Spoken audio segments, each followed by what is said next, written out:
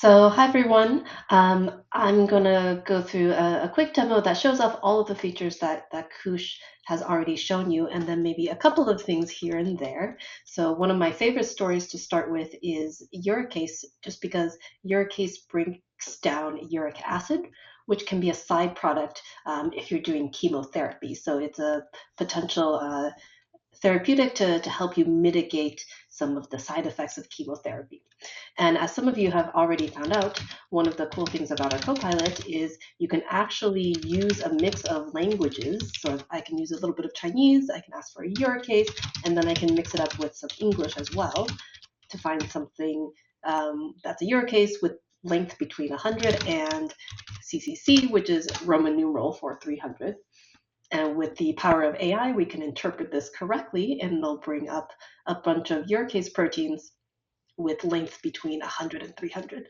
And so if you already know what you want to do, as Kush mentioned, you can use these slash commands in order to fetch things very quickly. So in particular, I'll use this to fetch the first one.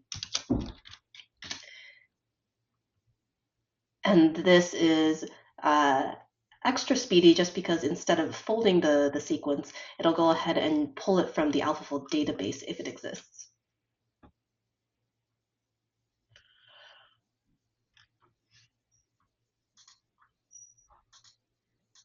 I wonder if there are too many users on it right now, so that's actually slowing it down.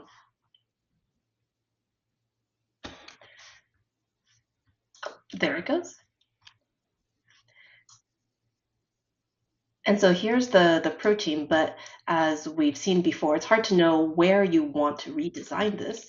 So in order to get an idea, we can use this find pocket on Q6DG85 in order to get at least a guess at where the uric acid could bind.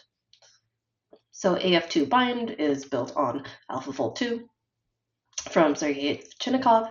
I would highly encourage everybody to look into this method.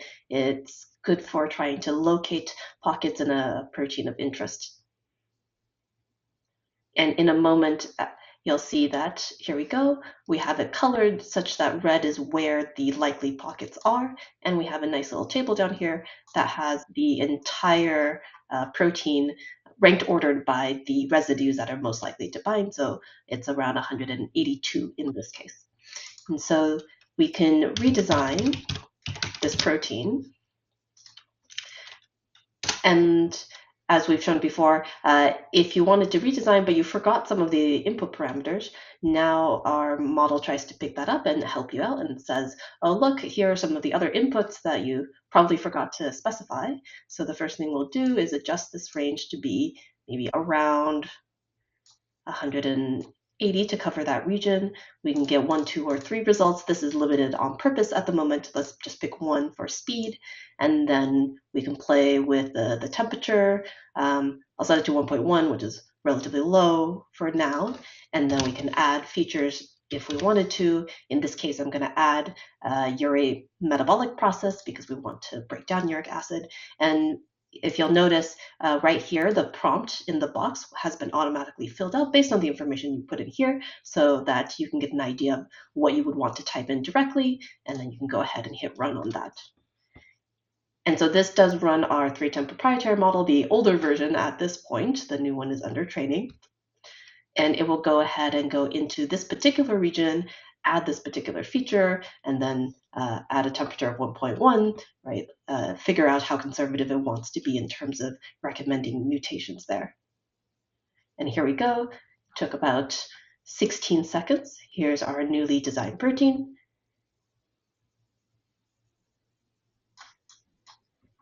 And these are decent suggestions, not exactly what I want. So let's go with this one, but I'm going to change it because instead I want to look at the newly designed protein and compare it to the old one.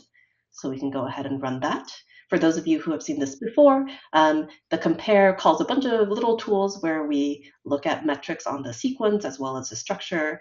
And then we also run a method called prot_lm from Google that tells you what the predicted function of the protein is. And you'll see that what we try to do is in our designs to keep the function preserved, which is the case here. And then the last thing I'll just show very quickly, we'll see if it works right now, is the voice control. So if you want to play around with the voice control, you click on the little microphone button, say what you want to say, and then you push the stop. Export all the results. All right, here you go. Export all the results. I picked that up perfectly. And so you can run these commands. And then this will just get you a link to all of the results so that you can download it, which includes the sequences, the structures, and your log files so that you can analyze this in your own time. And there you go.